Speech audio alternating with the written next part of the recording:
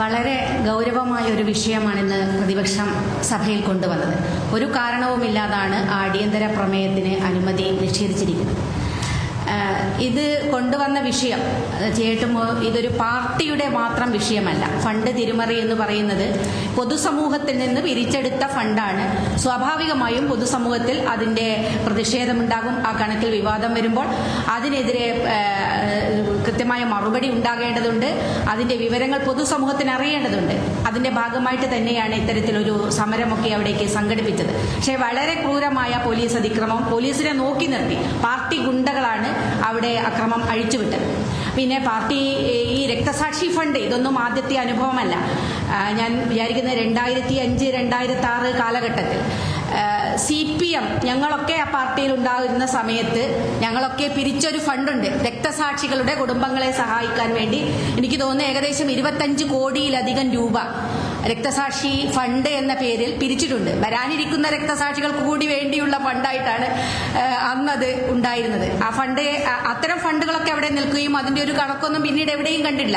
ഇത്തരം വിഷയങ്ങളൊക്കെയാണ് ഞങ്ങളൊക്കെ ആ ഘട്ടങ്ങളിൽ പാർട്ടിയകത്ത് ഉന്നയിച്ചു കൊണ്ടിരുന്നത് എന്നുള്ളത് മറ്റൊരു കാര്യം.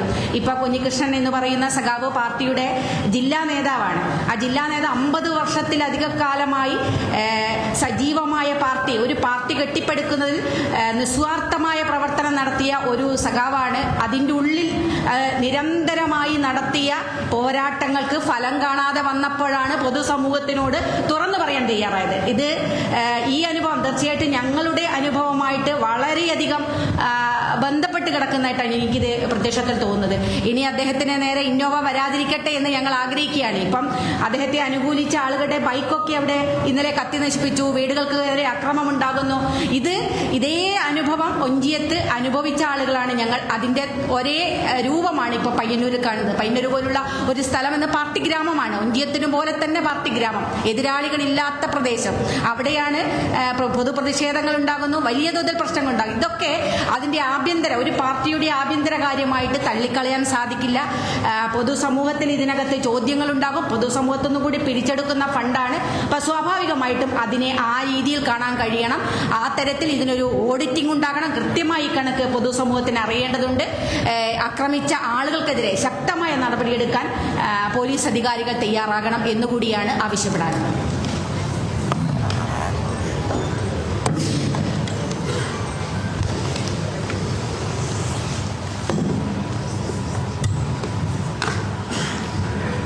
ജനാധിപത്യത്തിൻ്റെ അവിഭാജ്യ ഘടകമായി നാം കാണുന്ന പ്രതിഷേധിക്കാനുള്ള അവകാശം അതില്ലാതാക്കിയ പയ്യന്നൂരിലെ നരനായാട്ടിനെതിരെയുള്ള ശക്തമായ പ്രതിഷേധമാണ് ഇന്ന് നിയമസഭയിൽ അടിയന്തര പ്രമേയം വഴി അവതരിപ്പിക്കാൻ വേണ്ടി ശ്രമിച്ചത്.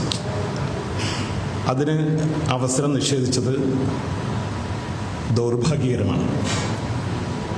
സ്വാതന്ത്ര്യ സമരത്തിൻ്റെ സ്മരണ ഉണരുന്ന നാടാണ് പയ്യന്നൂർ. ആ പയ്യന്നൂര് കൊലപാതകങ്ങൾ ഒരു തുടർക്കഥയായി മാറുകയാണ്. കേട്ടുകേൾവിയില്ലാത്ത ഒന്നാണ് രക്തസാക്ഷി ഫണ്ട് ദുരുപയോഗം ചെയ്യുക എന്ന കാര്യം. ഇതുപോലെ ലക്ഷക്കണക്കിന് കോടിക്കണക്കിന് രൂപയുടെ രക്തസാക്ഷി ഫണ്ട് ദുരുപയോഗം ചെയ്ത ആ ആരോപണം ഉന്നയിച്ചത് പ്രതിപക്ഷമല്ല, CPMന്റെ ഉന്നതനായ നേതാവ്, ഏരിയ സെക്രട്ടറി ആയി പ്രവർത്തിച്ച് ജില്ലാ കമ്മിറ്റി അംഗമായ വി കുഞ്ഞികൃഷ്ണൻ. അദ്ദേഹം അത്തരമൊരു ആരോപണം ഉന്നയിച്ച് പൊതുസമൂഹത്തിൻ്റെ മുന്നിലേക്ക് ഗുരുതരമായ ഒരു ആരോപണം ഉന്നയിച്ചപ്പോൾ അത് പാർട്ടിയിൽ നിന്ന് മാത്രം സംഭരിച്ച ഫണ്ടല്ല, പൊതുജനങ്ങളിൽ നിന്നും സംഭരിച്ച ഫണ്ടാണ്.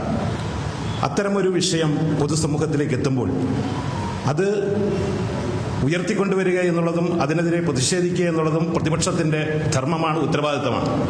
അതാണ് കോൺഗ്രസ് നേതൃത്വം അവിടെ നിർവഹിച്ചത്. പക്ഷേ സ്ത്രീകൾ, മുതിർന്നവർ, 75 വയസ്സ് പോലും കഴിഞ്ഞ AP നാരായണനെ പോലെയുള്ള മുതിർന്ന കോൺഗ്രസ് നേതാക്കന്മാരെ പയ്യന്നൂർ ബസാറിലിട്ട് ക്രൂരമായി പൈശാചികമായി ആക്രമിച്ച നടപടി അത് ജനാധിപത്യ സംവിധാനത്തിനെതിരെയുള്ള വലിയ വെല്ലുവിളിയാണ്. പയ്യന്നൂര് ഇത് ഒറ്റപ്പെട്ട സംഭവമല്ല.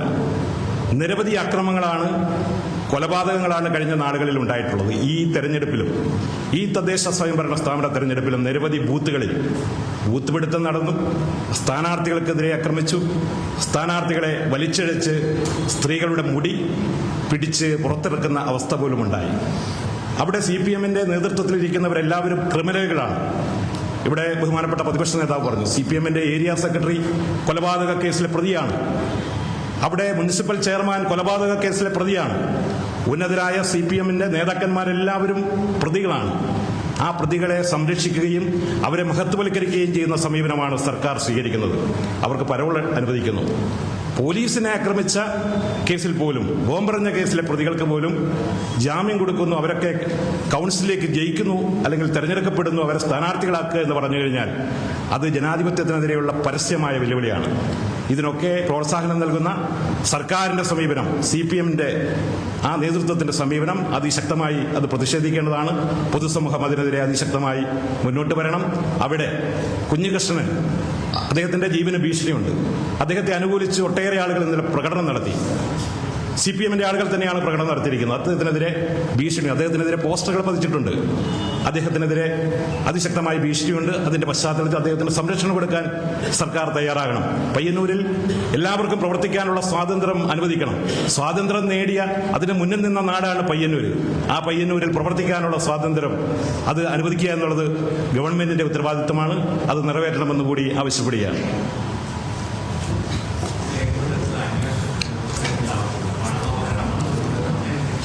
അല്ല, അത് അന്വേഷിക്കണമല്ലോ, ഉറപ്പായിട്ട് അന്വേഷിക്കണം. കാരണം പാർട്ടി സെക്രട്ടറിയുടെ കയ്യിലും മുഖ്യമന്ത്രിയുടെ കയ്യിലും പരാതി കൊടുത്തിരിക്കുകയാണ്.